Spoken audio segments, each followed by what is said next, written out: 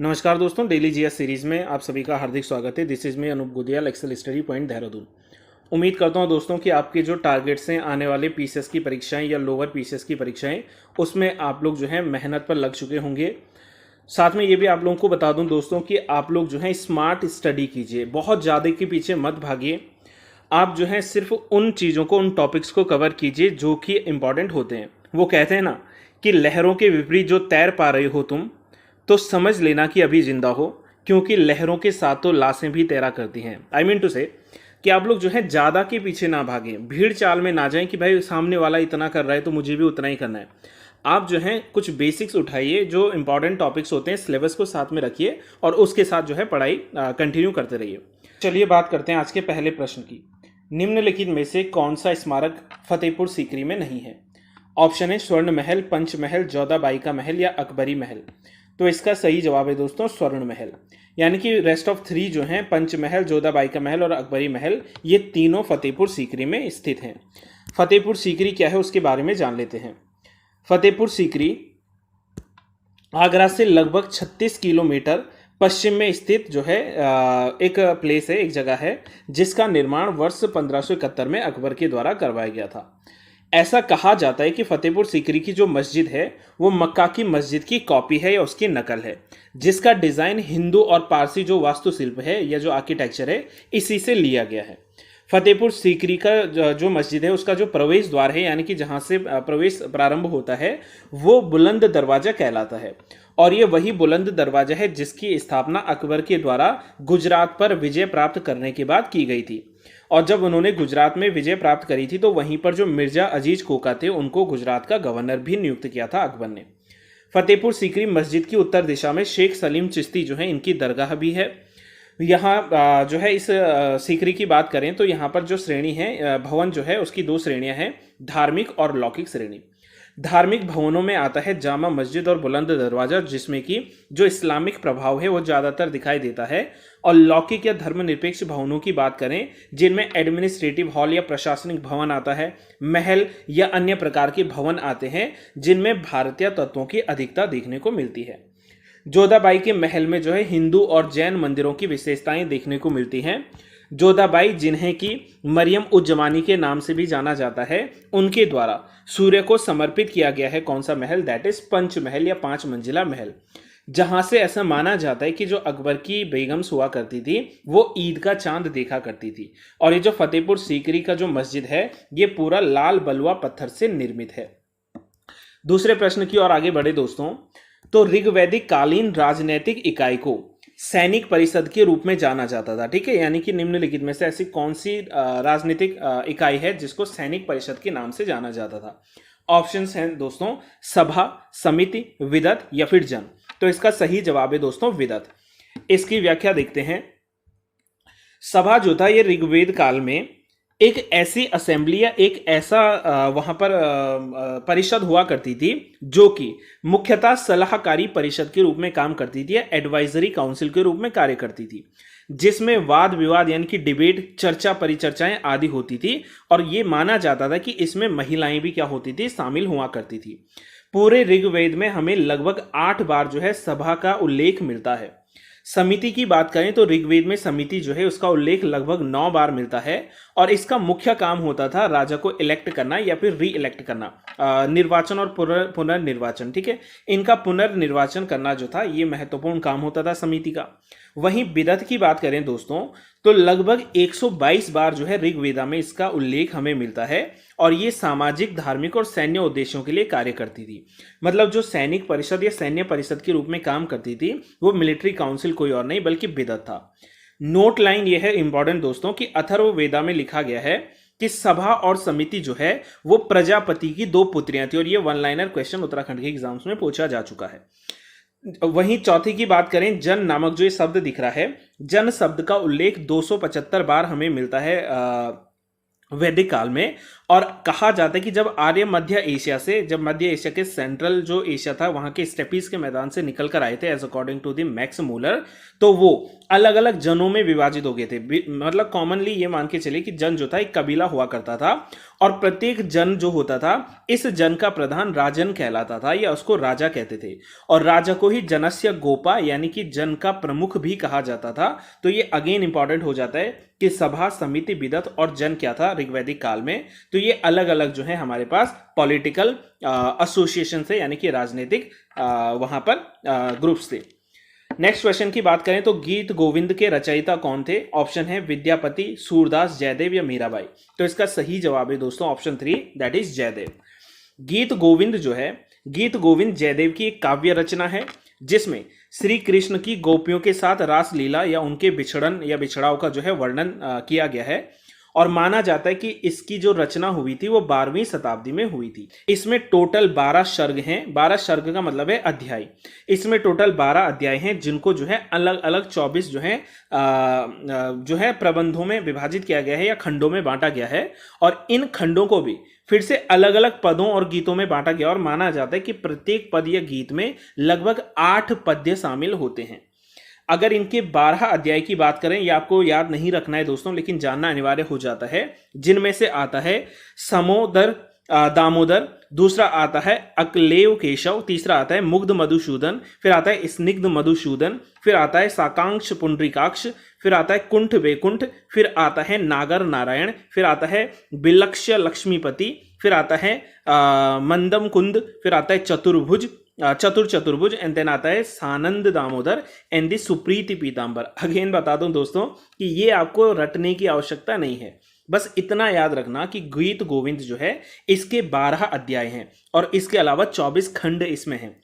गीत गोविंद के जो रचयिता थे जयदेव, इनको कहा जाता है कि ये बंगाल के जो अंतिम सैन वंशीय शासक थे लक्ष्मण सेन, इनके दरबारी कवि के रूप में इन्होंने कार्य किया था, जिन्होंने गीत गोविंदम या गीत गोविंद रचना का निर्माण किया है। नेक्स्ट प्रश्न की बात करें दोस्तों तो किस मुस्लिम शासक के द्वारा अपने सिक्कों पर देवी लक्ष्मी की आकृति के चित्रण का अंकन किया गया था? ऑप्शन है मोहम्मद गौरी, अलाउद्दीन खिलजी, कुतुबुद्दीन ऐबक या फिर रजिया सुल्तान। तो इसका सही जवाब है दोस्तों ऑप्शन नंबर 1 मोहम्मद गौरी।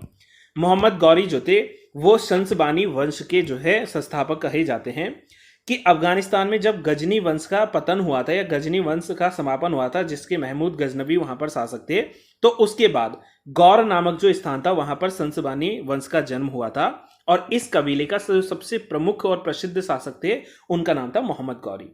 कुछ बेसिक्स जान लेते हैं मोहम्मद गौरी के बारे में कि मोहम्मद गौरी ने भारत पर अपना पहला आक्रमण 1175 में किया था, 1175 में मुल्तान पर किया था। वहीं 1178 में इन्होंने आक्रमण किया था गुजरात में, लेकिन गुजरात के पास जो पाटन नामक जगह पड़ती है, इस पाटन नामक जगह पर जो है भीम द्वितीय के द्वारा, जिनको मूलराज भी कहा जाता है, इनके द्वारा इनको डिफीट किया गया था इन द बैटल ऑफ कयादरा या कयादरा के युद्ध, या इसी कयादरा के युद्ध को एक और नाम से जानते हैं the battle of mount Abu. तो माउंट आबू के युद्ध में या कयादरा के युद्ध में कौन हारे थे? मोहम्मद गौरी। किसने हराया था? भीम द्वितीय ने हराया था। इसके बाद प्रमुख आता है वर्ष 1191 और 1192। 1191 में जो है पानीपत का तराइन का प्रथम युद्ध हुआ था, जिस तराइन के प्रथम युद्ध में पृथ्वीराज चौहान के द्वारा मोहम्मद गौरी को डिफीट किया गया था। वहीं 1192 में मोहम्मद गौरी की सेना ने फिर से पृथ्वीराज चौहान पर आक्रमण किया और तराइन के दूसरे युद्ध में जो है मोहम्मद गौरी के द्वारा पृथ्वीराज चौहान को पराजित किया गया, और as according to the Prithviraj Raso उनकी हत्या करवा दी गई थी। अब ये भी इंपॉर्टेंट हो जाता है कि पृथ्वीराज रासो जो पुस्तक है वो किसने लिखी थी, तो उसको लिखने का श्रेय जाता है चंद्रबरदई को। चंद्रबरदई इनके द्वारा लिखी गई थी। वहीं 1194 में जो चंदावर का युद्ध था, इसमें मोहम्मद गौरी ने कन्नौज के जो शासक थे जयचंद, इनको भी डिफीट किया था, और इसके बाद से वास्तविक जो इस्लामिक सत्ता थी वो भारत में स्थापित हो गई थी। दूसरी ओर मोहम्मद गौरी के जो सेनापति थे कुतुबुद्दीन बख्तियार खिलजी, इनके द्वारा नालंदा जो यूनिवर्सिटी थी, नालंदा विश्वविद्यालय उस समय जो था दोस्तों, ये बुद्धिस्ट एजुकेशन का बहुत बड़ा केंद्र माना जाता था, जिसकी स्थापना जो है कुमार गुप्ता ने करी थी, और इसको जो है नष्ट कर दिया था या डिस्ट्रॉय कर दिया था किसने? कुतुबुद्दीन बख्तियार खिलजी ने। तो कुतुबुद्दीन बख्तियार खिलजी अगेन इंपॉर्टेंट हो जाते हैं। नेक्स्ट क्वेश्चन की ओर आगे बढ़े दोस्तों सुल्तान की उपाधि धारण करने वाला पहला तुर्की शासक कौन था? ऑप्शन है अलप्तगीन, सुबुक्तगीन, महमूद गजनवी या फिर कुतुबुद्दीन ऐबक। तो इसका सही जवाब है दोस्तों महमूद गजनवी। महमूद गजनवी का नाम सब लोगों ने सुना जरूर होगा, चलिए इसके बारे में जानते हैं। महमूद गजनवी जो थे ये यामनी वंश के संस्थापक माने जाते हैं। मध्य एशिया में गजनी नामक स्थान पर यामनी वंश की स्थापना जो थी वो अलप्तगीन के द्वारा की गई थी। हालांकि अलप्तगीन की मृत्यु के बाद जो था, जो सुबुक्तगीन था, ये सुबुक्तगीन शासक बना था और इसी सुबुक्तगीन का जो बेटा था उसका नाम था महमूद गजनवी। जब सुबुक्तगीन की मृत्यु हुई थी 997 ईस्वी में एडी में, तब जो है महमूद गजनवी के हाथों में गजनी का शासन आया था। हालांकि ये भी कहा जाता है कि पहली बार जो प्रयास किया गया था भारत पर आक्रमण का वो 986 एडी में किया था किसने? सुबुक्तगीन ने। लेकिन वास्तविक रूप से देखा जाए तो सबसे पहला आक्रमण जो हुआ था वो महमूद गजनवी का हुआ था। अच्छा, एक नोट लाइन ये भी है कि सुल्तान की उपाधि वास्तविक रूप से तुर्की शासकों के ही द्वारा प्रारंभ की गई थी और महमूद गजनवी ही ऐसा पहला शासक था जिसने सुल्तान की उपाधि धारण की थी और उसे ये उपाधि प्रदान करी थी बगदाद के खलीफा के द्वारा। उस समय बगदाद को जो है बेबीलोन कहा जाता था, आज इसे बगदाद कहा जाता है। महमूद गजनवी ने भारत पर लगभग 17 बार आक्रमण किया था और इसके आक्रमण का मुख्य उद्देश्य एक ही था कि भारत की जो धन संपदा थी और स्पेशली जो भारत के मंदिर, जो उस समय मंदिर केंद्र हुआ करते थे धन संपदा के, इनको लूटना था। इसने 17 आक्रमण जरूर किए थे, लेकिन जो सबसे प्रसिद्ध आक्रमण था वो था सोमनाथ मंदिर पर किया जाने वाला 1025 ईस्वी का।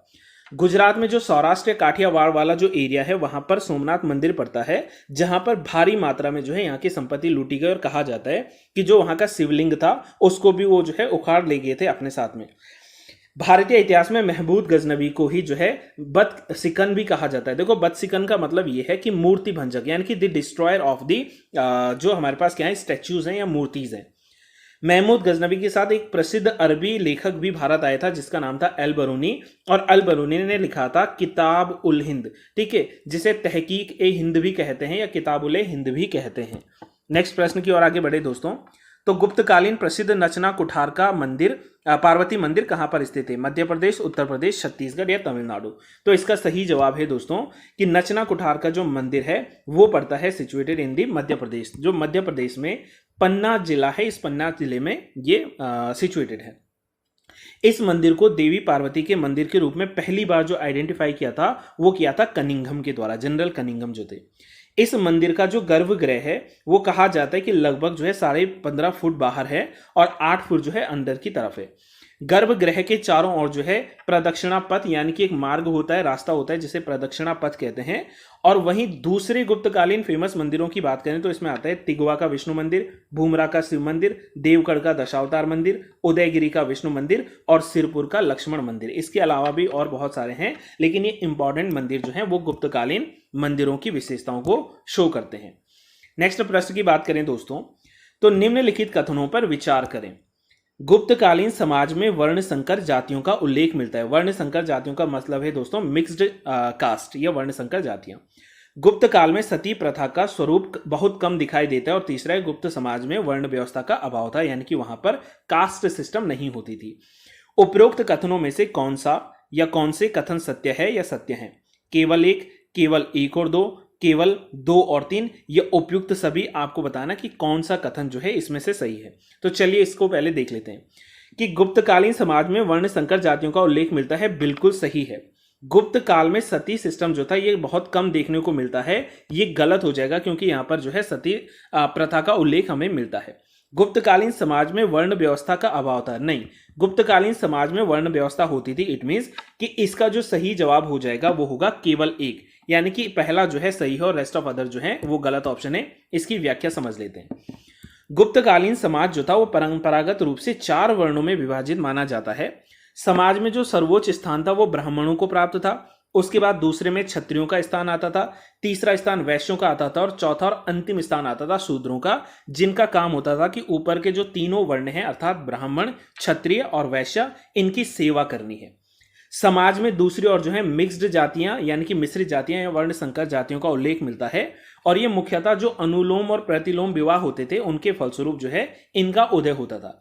देखो, अनुलोम और प्रतिलोम विवाह का मतलब ये है कि उच्च कुल के पुरुष या निम्न कुल की महिलाओं का अगर आपस में शादी हो जाए, या फिर उच्च कुल की महिला और निम्न कुल के पुरुष का आपस में अगर शादी हो जाए और उनसे प्राप्त जो संतानें होंगी उनको जो है मिश्रित जातियां या मिश्रित संतानें कहा जाता था। जैसे कुछ एग्जाम्पल्स की बात करें, अंबष्ट, निषाद, कर्ण, मूर्ध विषिक्तः, माहिष्य, सूत, वैदेहक, चांडाल, ये कुछ ऐसे यहाँ पर कास्ट हैं जिनको मिक्स्ड कास्ट या मिश्रित जातियां या फिर वर्ण संकर जातियां कहा जाता है। वहीं गुप्त काल में सती प्रथा प्रचलित थी, जिसके बारे में जानकारी मिलती है हमें एरण इंस्क्रिप्शन, जो कि भानुगुप्ता का था। इस एरण इंस्क्रिप्शन के अनुसार भानुगुप्त के जो मित्र थे गोपराज, इन्होंने हूणों के विरुद्ध जो है अभियान चलाया था, जिसमें इनकी मृत्यु हुई थी। और इसके पश्चात इनकी जो पत्नी थी उन्होंने अग्नि में जलकर जो है आत्मदाह कर दिया था, और इसी सिस्टम को सती सिस्टम कहते थे, जो कि भारत में पहला एविडेंस हमें मिलता है सती सिस्टम का। किस समय? गुप्त काल के समय में, यानी कि एरण इंस्क्रिप्शन में। इस गुप्त वंश के शासक को भारत का नेपोलियन कहा जाता है, the Napoleon of India. Option से चंद्रगुप्त प्रथम, समुद्रगुप्त, चंद्रगुप्त विक्रमादित्य या फिर स्कंदगुप्त। तो इसका सही जवाब है दोस्तों option number 2, that is Samudragupta. Samudragupta को पहली बार विंसेंट स्मिथ, जो कि एक प्रमुख इतिहासकार हैं, इनके द्वारा भारत का नेपोलियन कहा गया था इनके विजय अभियानों के कारण। समुद्रगुप्त जो थे ये गुप्त वंश के सबसे शक्तिशाली शासकों में से एक थे, जिनका कार्यकाल लगभग 335 एडी से लेकर 380 एडी तक का माना जाता है, यानी का कार्यकाल माना जाता है। समुद्रगुप्त जो थे इनको कुछ प्रमुख टाइटल्स मिली थी, जैसे प्रक्रमांक, जैसे सर्व राजोछेता यानी कि सभी राजाओं में सबसे उच्च राजा, जैसे व्याघ्र क्रमांक भी इनको एक टाइटल दिया गया था। समुद्रगुप्त के जो सिक्के थे उन सिक्कों पर काच के नाम का वर्णन मिलता है। काच जो है एक नाम था जिस नाम का वर्णन मिलता है समुद्रगुप्त के सिक्कों पर। समुद्रगुप्त के जो तरवारी कवि थे उनका नाम था हरिसेना। हरिसेन के द्वारा ही प्रयाग प्रशस्ति की रचना भी की गई थी, और इसमें समुद्रगुप्त के जो विजय अभियान थे उनके बारे में जानकारी दी गई है। वहीं प्रयाग प्रशस्ति के अनुसार समुद्रगुप्त ने उत्तर भारत के, जिसे उस समय आर्यवर्त कहा जाता था, इसके 9 राजाओं को डिफीट किया था, और जो दक्षिणवर्त यानी कि जो दक्षिण भारत था इसके 12 राजाओं को या राज्यों को पराजित किया था। ये अगेन बहुत इंपॉर्टेंट क्वेश्चन हो जाता है। इसी कारण जो है इनके विजय अभियानों के कारण इनको जो है भारत का नेपोलियन कहा जाता है। साथ साथ में ये भी इंपॉर्टेंट होता है दोस्तों कि समुद्रगुप्त के द्वारा अश्वमेधा यज्ञ या अश्वमेधा सैक्रिफाइस, हॉर्स सैक्रिफाइस जिसे कहते हैं, वो भी करवाया गया था। सो नेक्स्ट प्रश्न की ओर आगे बढ़ें दोस्तों। तो बुद्ध चरित, जिसे कि बौद्धों का रामायण भी कहा जाता है, ये किसकी रचना है? ऑप्शन है नागार्जुन, अश्वघोष, वसुमित्रा या पार्श्वा। तो इसका सही जवाब है दोस्तों अश्वघोष। प्रश्न जो बुद्धिस्ट हमारे पास कवि हैं या बुद्धिस्ट जो उस समय के विद्वान थे जिनका नाम है अश्वघोष, उनके द्वारा बुद्ध चरित लिखा गया था। बुद्ध चरित या बुद्ध चरितम जो है संस्कृत का एक महाकाव्य है, जिसकी रचना जो है अश्वघोष के द्वारा 2री शताब्दी में की गई थी, और ये रचना जो है वो गौतम बुद्ध के जीवन पर आधारित मानी गई है। बुद्ध चरित में कुल जो है 28 अध्याय हैं, जिनमें से 14 अध्याय जो हैं वो बुद्ध के जीवन से लेकर, यानी कि उनका बर्थ जो था, जन्म जो था, उससे लेकर और जब तक उनको इनलाइटमेंट नहीं मिल गया था, यानी कि बुद्धित्व प्राप्त नहीं हो गया था, वहां तक का वर्णन करता है। बुद्ध चरित जो है आज भी नेपाल, भूटान, तिब्बत, चीन, मंगोलिया, जापान आदि देशों में बहुत लोकप्रिय है। और अश्वघोष से लगभग जो है 500 से 600 सालों के बाद जब एक चाइनीज जो है यात्री इत्सिंग भारत आए थे, तो उन्होंने अपने पुस्तक में ये कहा था कि अश्वघोष जो थे वो उस समय के महान जो है लेखकों में से एक थे, यानी कि उनकी काफी प्रशंसा की थी। चीनी परंपरा के अनुसार जो है अश्वघोष जो थे, इन्हीं अश्वघोष को कनिष्क का समकालीन भी कहा जाता है, यानी कि उनका जो है कंटेम्पररी इनको माना जाता है। बुद्ध चरित के अतिरिक्त जो अश्वघोष थे, अश्वघोष की जो अन्य प्रसिद्ध रचनाएं हैं उनमें आता है सूत्रालंकार, महायान श्रद्धोत्पाद, वज्रसूची, सौंदरानंद एंड द सारिपुत्र प्रकरण। यानी कि ये जो सारे इनके अलग अलग लिखे गए जो नाटक हैं, जिनमें से जैसे बात करें सूत्रालंकार की, तो सूत्रालंकार जो है ये पाली भाषा में लिखी गई है। कौन सी भाषा में? पाली लैंग्वेज में। और जो बुद्ध की जातक कथाएं थी, इन जातक कथाओं का संग्रह इसको माना जाता है। वहीं महायान श्रद्धोत्पाद जो है ये भी महायान बौद्ध धर्म का एक दार्शनिक ग्रंथ माना जाता है और इसे संस्कृत जो है इसका मूल जो है संस्कृत रूप से प्राप्त तो नहीं होता, लेकिन जो चाइनीज या जो चीनी हमारे पास एडिशन है, संस्करण है, वो इसके मिल जाते हैं। वहीं वज्र सूची की बात करें तो ये भी जो है संस्कृत भाषा में उपलब्ध नहीं है, इसका भी चीनी या फिर चाइनीज जो है हमारे पास ट्रांसलेशन है। और इसमें जो है वर्ण व्यवस्था जो है इसका विरोध किया गया है, किसके द्वारा? बुद्ध चरित के द्वारा। वहीं सौंदरानंद की बात करें, सबसे इंपॉर्टेंट ये आ जाता है दोस्तों।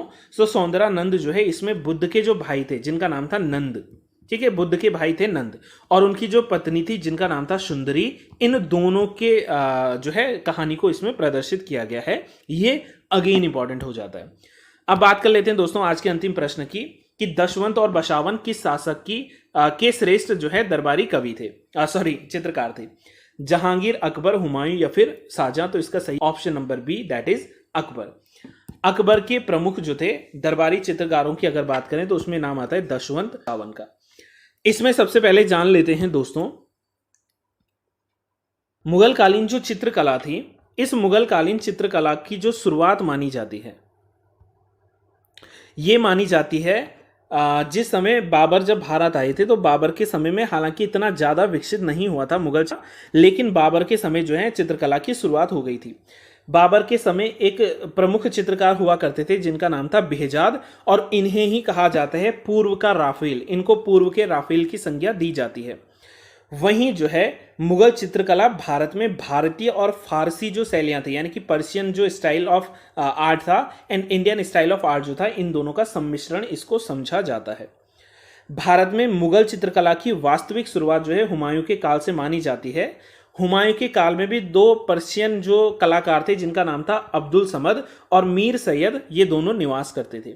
दशवंत और बशावन जो है ये अकबर के समय श्रेष्ठ चित्रकार थे और अकबर ने दशवंत जो है इस दशवंत को साम्राज्य के सबसे अग्रणी कलाकार के रूप में घोषित किया था, है ना। और वहीं जो बशावन थे, बशावन की सबसे प्रसिद्ध जो चित्रकला थी जिसमें एक मृतकाय दुबले पतले घोड़े के साथ जो है एक मजनू का निर्जन क्षेत्र में भटकता हुआ चित्रण दिखाया गया है, वो सबसे फेमस थे उस समय। मुगल चित्रकला में जो सबसे महत्वपूर्ण चित्रकला आती है उसको कहते हैं हमजानामा, और ये जो हमजानामा है, इस हमजानामा में कहा जाता है कि इसमें लगभग 1200 चित्र जो हैं वो मौजूद थे। इसके बाद की बात करें दोस्तों तो जहांगीर के काल में भी जो है मुगल चित्रकला जो है काफी विकसित हुई थी और इस समय अपने जो है शीर्ष पर थी, चरमोत्कर्ष पर थी। इनके प्रसिद्ध जो चित्रकार थे उसमें नाम आता है उस्ताद मंसूर का, दूसरा नाम आता है गोवर्धन, फिर फारूक बेग, दौलत, मनोहर, मुराद, विशन दास एक्सेट्रास। शाहजहां के समय चित्रकला में कमी आ गई थी और शाहजहां के जो प्रमुख चित्रकार थे उनमें मोहम्मद फकीर उल्लाह, हुनर मोहम्मद नादिर, चिंतामणि, अनूप और मीर हासिम जो हैं ये प्रमुख लोग शामिल थे। वहीं औरंगजेब के समय जो चित्रकला थी इसको प्रतिबंधित करवा दिया था, यह कहकर कि ये इस्लाम के खिलाफ है, इस्लाम के विरुद्ध है। तो ये जो है दोस्तों आज के प्रमुख 10 प्रश्न थे और उनकी जो है संपूर्ण व्याख्याएं थी। अब बारी आती है आज के अभ्यास प्रश्न की। मुगल चित्रकला की प्रमुख विशेषता थी, मुगल चित्रकला शैली के चित्रों में दरबारी शानो शौकत, बादशाहों की जो है रुचियां शामिल थीं। मुगल चित्रकला फारसी और भारतीय चित्रकला श्रेणी का मिश्रण था।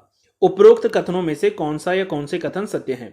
केवल एक, केवल दो, एक और दो दोनों, या दोनों ही कथन असत्य हैं? तो आप अपना जवाब जो है कमेंट बॉक्स में जरूर दीजिएगा। आज के लिए इतना ही दोस्तों, थैंक यू सो मच। जय हिंद, जय भारत।